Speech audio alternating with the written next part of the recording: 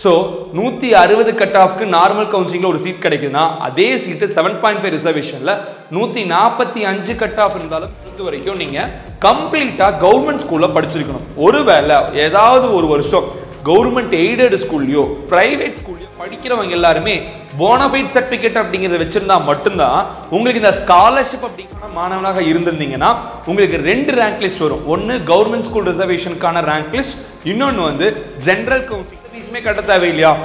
கட்டக்கூடாதுன்னு தான் கவர்மெண்ட் சொல்றாங்க, வாங்கக்கூடாதுன்னு தான் கவர்மெண்ட் சொல்றாங்க. ஆனால் கல்லூரி நிர்வாகம் ஃபீஸ் வாங்குறாங்க. இது எத்தனை கல்லூரியில் வாங்குது பார்த்தோம்னா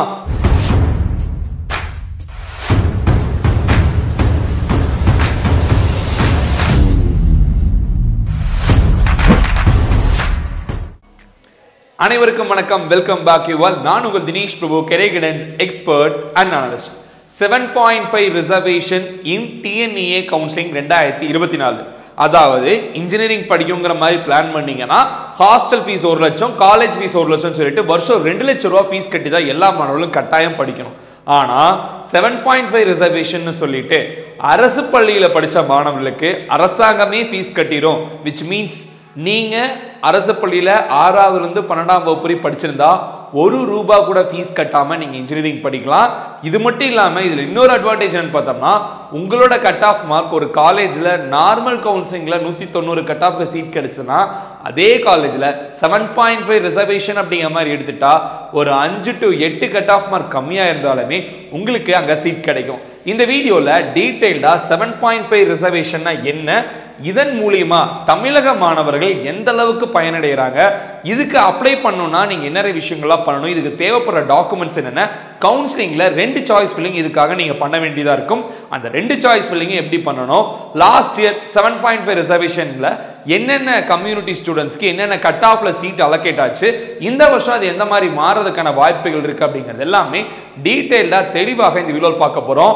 ஸோ அரசு பள்ளியில படிச்சுட்டு இருக்க மாணவர்களும் அரசு பள்ளியில படிக்க வைக்கலாம்னு பிளான் பண்ற பெற்றோர்களுக்கும் இந்த வீடியோ மிக மிக முக்கியமான ஒரு வீடியோ. இப்போ 4வது 5வது படிச்சுட்டு இருக்க ஸ்டூடெண்ட்ஸ் யாராவது உங்க வீட்டு பக்கத்துல சொந்தக்காரங்க இருக்காங்கன்னா தயவு செஞ்சு அவங்க கிட்ட 6ஆவதுல இருந்து 12ஆம் வகுப்பு வரைக்கும் அவங்களோட குழந்தைகளை கவர்மெண்ட் ஸ்கூல்ல படிக்க சொல்லுங்க. பிகாஸ் மிகப்பெரிய அளவுல லட்சக்கணக்கான பணமும் நீங்க சேவ் பண்ண முடியும். நல்ல கல்லூரியில மார்க் கம்மியா இருந்தாலும் உங்களுக்கு சீட் கிடைக்கும். ஸோ டீடைல்டா 7.5 ரிசர்வேஷன் பத்தி நம்ம பார்த்தரலாம். முதல் முக்கியமான விஷயம், இந்த 7.5 ரிசர்வேஷன் அப்படிங்கிறது யாருக்கெல்லாம் அப்ளிகபிள்னு பார்த்தோம்னா 6th to 12th வரைக்கும் நீங்க கம்ப்ளீட்டா கவர்மெண்ட் ஸ்கூல்ல படிச்சிருக்கணும். ஒருவேளை ஏதாவது ஒரு வருஷம் கவர்மெண்ட் எய்டட் ஸ்கூல்லையோ பிரைவேட் ஸ்கூல்லையோ படிச்சிருந்தா நீங்க இந்த ஸ்காலர்ஷிப்க்கு நாட் எலிஜிபிள், இந்த ரிசர்வேஷனுக்கு நீங்க நாட் எலிஜிபிள். அதாவது இந்த 7.5 ரிசர்வேஷன்ங்கிற பேர் எதனால வந்ததுன்னு பார்த்தோம்னா ஒரு கல்லூரியில 100 சீட் இருக்குன்னா அந்த 100 சீட்ல 7.5 அதாவது 7.5% சீட்ஸை தனி ரிசர்வேஷனுக்காக ஒதுக்கப்பட்டு அந்த 7.5% சீட்ஸை வந்து அரசு பள்ளி மாணவர்களுக்கு மட்டும்தான் கொடுக்கணுங்கிற மாதிரி ஒதுக்கி இருக்காங்க. ஸோ அதனாலதான் இதுக்கு வந்து 7.5 ரிசர்வேஷன் கோட்டா அப்படிங்கிற மாதிரி ஒரு கோட்டாவே வந்தது. இன்னொரு விஷயம் பார்த்தோம்னா நிறைய பேரண்ட்ஸ் ஸ்டூடெண்ட்ஸும் கேட்குறீங்க, நாங்க தெரியாம ஒரு வருஷம் பிரைவேட் ஸ்கூல்லையோ கவர்மெண்ட் எய்டட் ஸ்கூல்லையோ படிக்க வச்சிட்டோம், நாங்க எலிஜிபிளா, நாங்களும் பினான்சியலா ரொம்ப போரான கேட்டகரி தான், எங்கிட்ட காசே கிடையாது, எங்களுக்கு ஏதாவது சலுகை இருக்கான்னு கேட்டீங்கன்னா அந்த சலுகை சுத்தமா கிடையாது. 6ஆவதுல இருந்து 12ஆம் வகுப்பு வரைக்கும் பியூர் கவர்மெண்ட் ஸ்கூல்ல படிச்சிருக்கணும். ஒரு வருஷம் எய்டட்லயோ ஒரு வருஷம் பிரைவேட் ஸ்கூல்லயோ படிச்சிருந்தாலும் நீங்க எலிஜிபிள் கிடையாது, தயவு செஞ்சு தெரிஞ்சுக்கோங்க. ஸோ அதான் நம்ம இங்க மென்ஷன் பண்ணியிருக்கோம். 1 year other schools not applicable for this. அதே மாதிரி ஸ்டூடெண்ட்ஸ் இதுல படிக்கிறவங்க எல்லாருமே போனஃபைட் சர்டிஃபிகேட் அப்படிங்கறத வச்சிருந்தா மட்டும்தான் உங்களுக்கு இந்த ஸ்காலர்ஷிப் அப்படிங்கிறதே கிடைக்கும். அதே மாதிரி இந்த ரிசர்வேஷனுக்கு கீழே நீங்க சீட்டும் அலோகேட் பண்ணி எடுக்க முடியும். தொடர்ந்து அந்த போனஃபைட் எப்படி வாங்கணும் அப்படிங்கிறத நம்ம சொல்லுவோம். இன்னொன்று, கவுன்சிலிங்ல அப்ளை பண்ணும்போது இதுக்கு தனியா எந்த ஒரு அப்ளிகேஷனும் கிடையாது. டிஎன்இஏ கவுன்சிலிங் ஆல்ரெடி நீங்க எல்லாருமே அப்ளை பண்ணிருப்பீங்க. அந்த அப்ளிகேஷன்லயே நீங்க 7.5 ரிசர்வேஷன்ல வரதுக்கான ஒரு சில கேள்விகளை கேட்பாங்க. 6ஆவதுல இருந்து 12ஆவது வரைக்கும் நீங்க கவர்மெண்ட் ஸ்கூல்ல படிச்சிருக்கீங்களா, எஸ் ஆர் நோ, ஆம் இல்லை, இதை நீங்க கிளிக் பண்ற மாதிரி இருக்கும். நீங்க கிளிக் பண்ணிருப்பீங்க.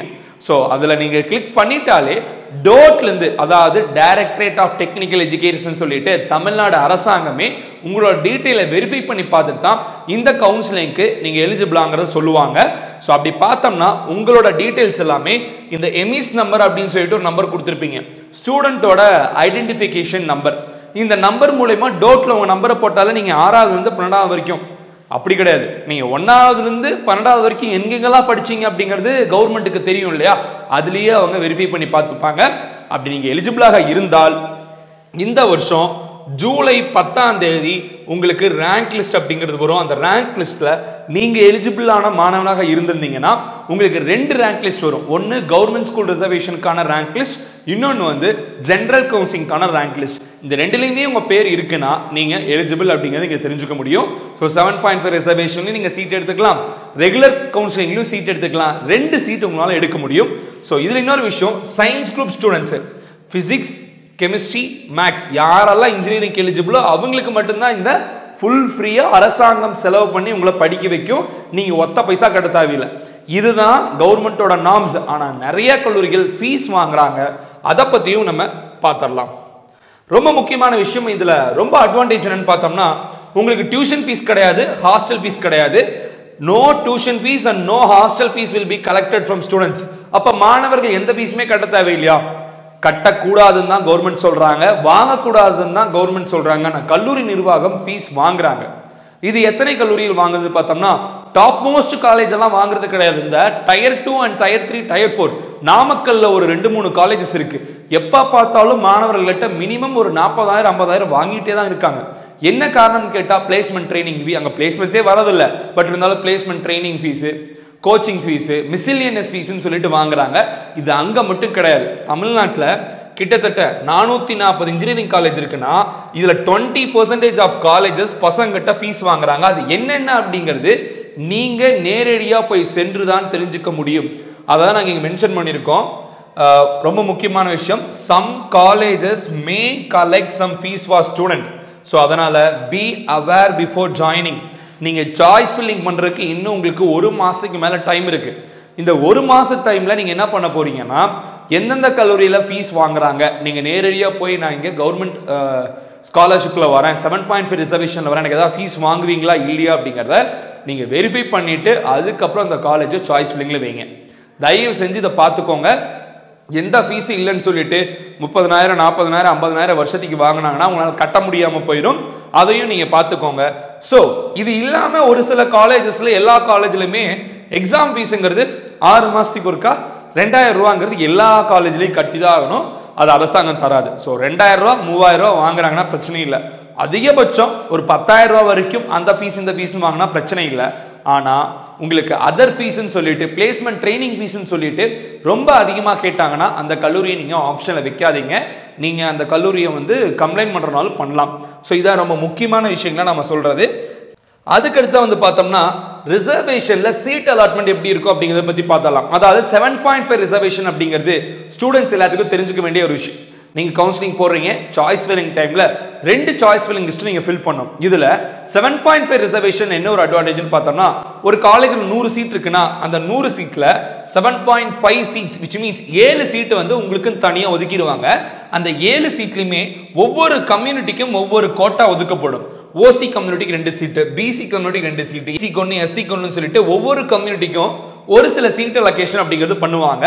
ஒருவேளை ஒரு கல்லூரியில 1000 இன்டேக் அப்படிங்கிற மாதிரி வச்சுக்கிட்டா அந்த 1000 சீட்ல 75 சீட்டை அவங்க ஃப்ரீயா தான் கொடுத்தாகணும். விச் மீன்ஸ் அரசாங்கத்துக்கிட்ட இருந்து அந்த காலேஜ் ஃபீஸ் வாங்கிப்பாங்க. நீங்க யாரும் ஃப்ரீயா படிக்கல, கவர்மெண்ட் தான் உங்களுக்கு ஃபீஸ் கட்டுது. ஸோ அதனால உங்ககிட்ட ஃபீஸ் வாங்கக்கூடாது. என்ன ஃபீஸ்னாலும் அதை அவங்க கவர்மெண்ட்டுக்கு கொடுத்து வாங்கிக்கணும். அப்ப நீங்க கேட்பீங்க, அப்புறம் ஏன் ஒரு சில கல்லூரிகள்லாம் கவர்மெண்ட் கிட்ட அந்த ஃபீஸையும் எங்கிட்ட வாங்குறது, அதை அங்கேயே வாங்கிக்கலாமே, ஏன் எங்கிட்ட கேட்கிறாங்கன்னு கேட்டீங்கன்னா, அரசாங்கம் ஃபிக்ஸ் பண்ண ஃபீஸை தான் அரசாங்கம் கொடுக்கும். காலேஜ்காரங்க அவங்க இஷ்டத்துக்கு இதுக்கு அதுக்கு நிறைய ஃபீஸ் வாங்குறாங்க இல்லையா, அதெல்லாம் கவர்மெண்ட் கொடுக்காது.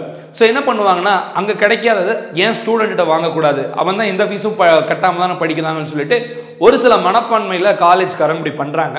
அப்படி பண்ணக்கூடாது. எனிவேஸ், ஸோ நார்மல் கவுன்சிலிங்ல ஒரு கல்லூரியில் 197 கட்டாவுக்கு சீட் கிடைக்குதுன்னா 7.5 ரிசர்வேஷன் கேட்டகரி கீழே வந்தீங்கன்னா 3 to 4 கட் ஆஃப் மார்க் கம்மியாக இருந்தாலே உங்களுக்கு சீட் கிடைக்கும். அதுக்கான லைவ் எக்ஸாம்பிள் ப்ரூஃப் தான் நம்ம இங்கே உங்களுக்கு காட்ட போகிறோம். College of engineering Guindy CEG கேம்பஸில் நீங்கள் நார்மலாக ஒரு சீட் எடுக்கிறீங்கன்னா 199.5 வேணும் நார்மல் டிஎன்ஏ கவுன்சிலிங்கில். ஒருவேளை லாஸ்ட் இயர் நீங்கள் சீட் அலாட்மெண்ட் எடுத்து பார்த்தீங்கன்னா தெரிஞ்சுக்க முடியும். இது நம்ம அனலைஸ் பண்ணது 197.5K சீட் கிடைச்சிருக்கு. 2 கட் ஆஃப் மார்க் கம்மியா இருந்தாலே லாஸ்ட் இயர் சீட் அலோகேஷன் நடந்திருக்கு. இது சிஇஜி கேம்பஸ்ங்கிறனால தான் 2 கட் ஆஃப் மார்க் டிஃபரன்ஸ். இன்னுமே 180 கீழே 170 கீழே 160 கீழே வரும்போது 5 to 10 கட் ஆஃப் மார்க் கம்மியாக இருந்தாலும் நார்மல் கவுன்சிலிங்க்கும் 7.5 கவுன்சிலிங்க்கும் டிஃபரன்ஸ் அந்த அளவுக்கு உங்களுக்கு வரக்கான வாய்ப்புகள் இருக்கு.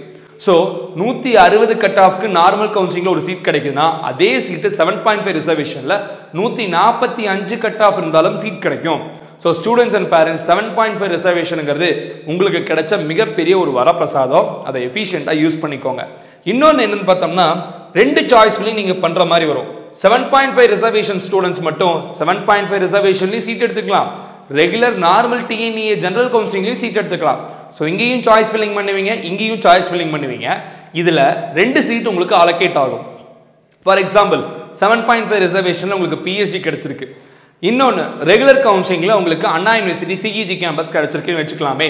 ஸோ இதில் ரெண்டுலையுமே 2 சீட்ஸுமே நீங்கள் எடுக்க முடியும். ஆனால் எதில் ஃபீஸ் கம்மியோ எதில் உங்களுக்கு பெட்டராக தோணுதோ அது நீங்கள் விருப்பப்பட்ட மாதிரி சூஸ் பண்ணிக்கலாம். ஆப்ஷன் உங்ககிட்ட கொடுத்துருவாங்க. ஸோ நான் காலேஜோட டாக்குமெண்ட்ஸ் கொண்டுட்டு போய் பிஎஸ்ஜியில் கொடுத்தேன்னா பிஎஸ்ஜியில் சேர்ந்துக்கலாம், இல்லை அண்ணா யூனிவர்சிட்டியில் கொண்டு போய் கொடுத்தேன்னா அண்ணா யூனிவர்சிட்டியில் சேர்ந்துக்கலாம். ஸோ எனக்கு வேணுங்கிற காலேஜை நான் சூஸ் பண்ணிக்கலாம். எனக்கு 2 காலேஜ் ஆப்ஷன் கவர்மெண்ட் கொடுக்குறாங்க. உங்களோட மார்க் பேசிஸில் இந்த சீட் அலாட்மெண்ட் அப்படிங்கிறது நடக்கும். 2 சாய்ஸ் ஃபில்லிங் பண்ணும், 2 சீட் கிடைக்கும். உங்களுக்கு எது விருப்பமோ அதில் போய் நீங்கள் உங்கள் டாக்குமெண்ட்ஸை கொடுத்துட்டு நீங்கள் அட்மிஷன் போட்டுக்கலாம்.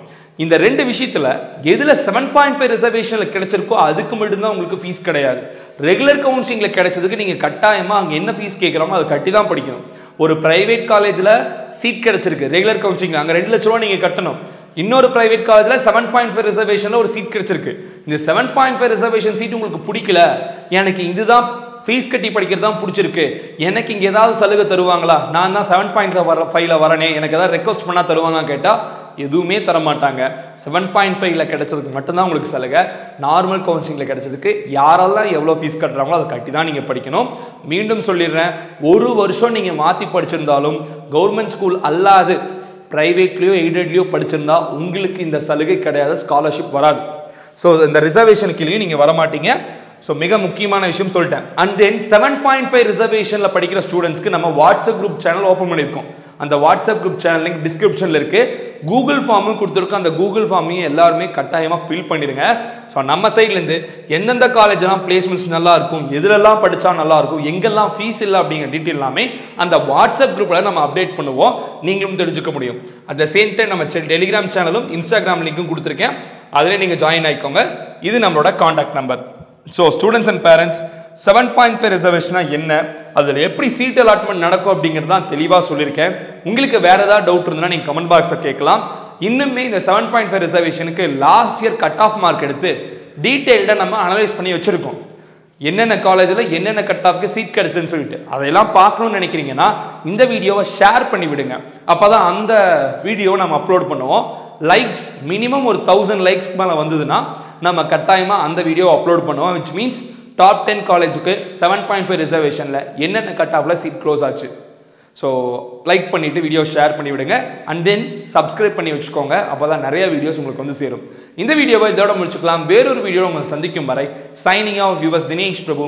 தேங்க்ஸ் ஃபார் வாட்சிங். Have a good day and take care. Bye.